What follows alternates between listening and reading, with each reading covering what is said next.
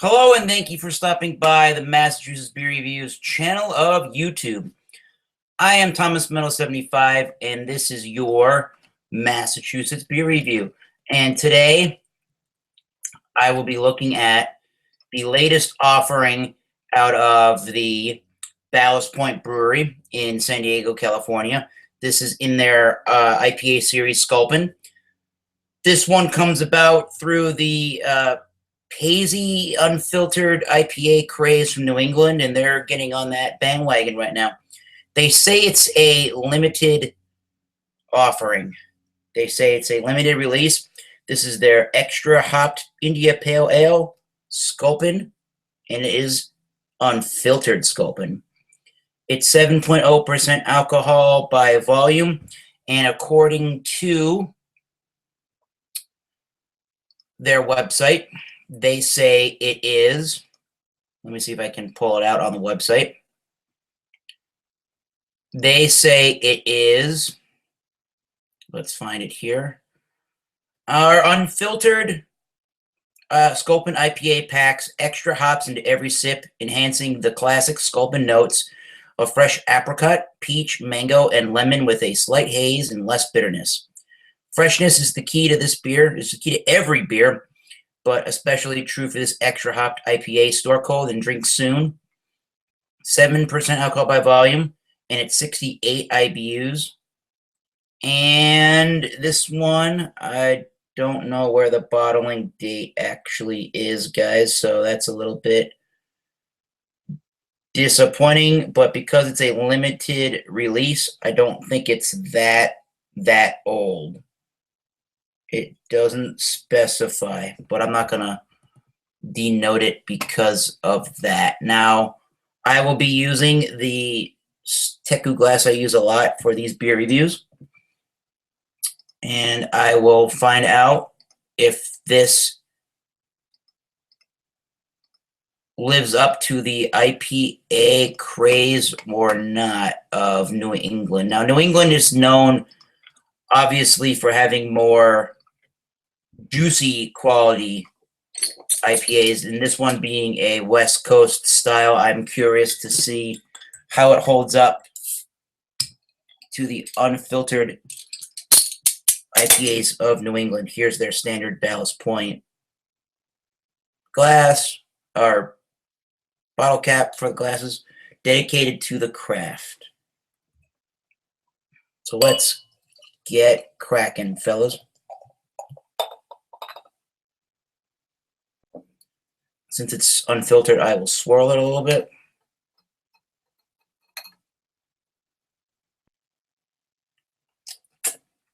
And here it is, unfiltered Sculpin, and it's definitely more, in my light, it's got an orangey, hazy look, and there is, you probably can't even see it. Maybe you can, but it's definitely unfiltered. There's definitely a lot of particles and sediment suspended. It almost looks like sand and orange juice or mango juice or something like that.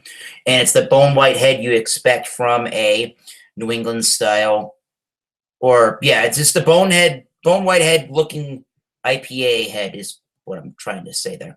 So let's get a nose on the Sculpin Unfiltered. It smells West Coast for sure. It's got the piney notes, got the pine sap. It's got a resinous oil quality to it.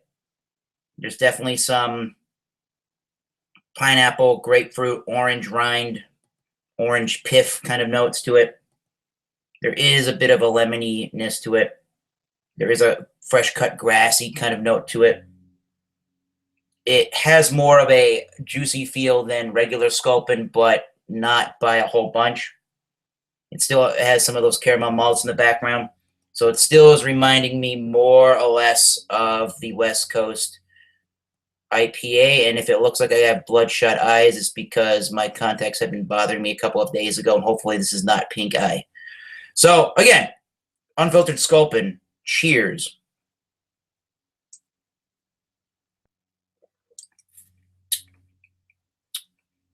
Very refreshing at 7%. It's kind of dangerous, so watch out if you're tasting at bars.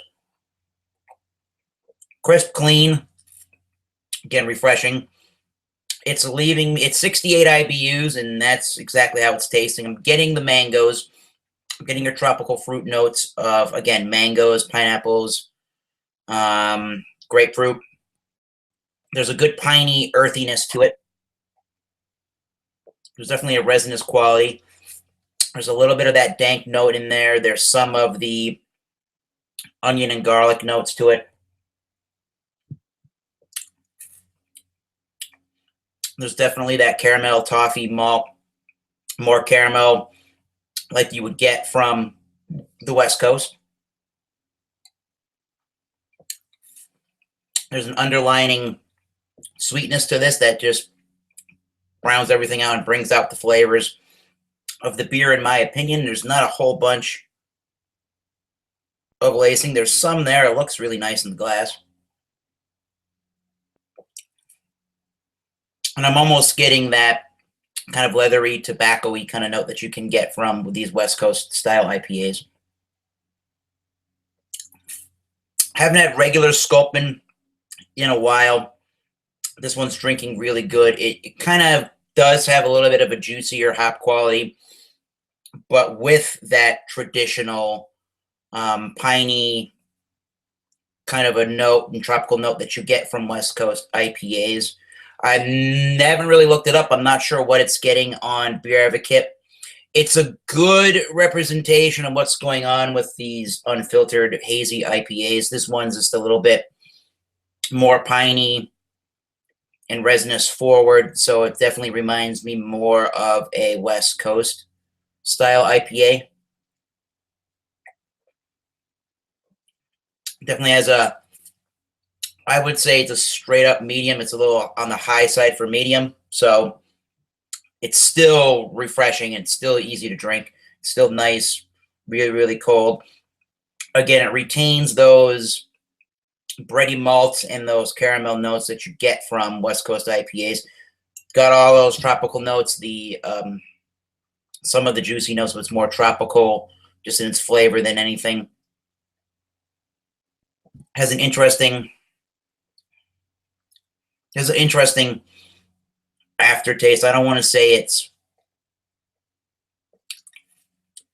like woody, or that might be a little bit dank in the end, and you got those sweet, bitter notes that want to linger on for a little bit of time. But this is pretty good. I don't have a problem with this. It's not my favorite IPA. I still am enjoying the Trilliums and the East Coast style. I think those just drink a little bit easier. This is a little bit bigger.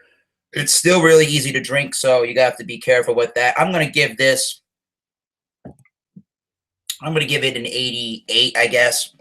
I'd have to do the original Sculpin again to really formulate my opinions. I remember really liking the pineapple one that came out a while back. That was really great.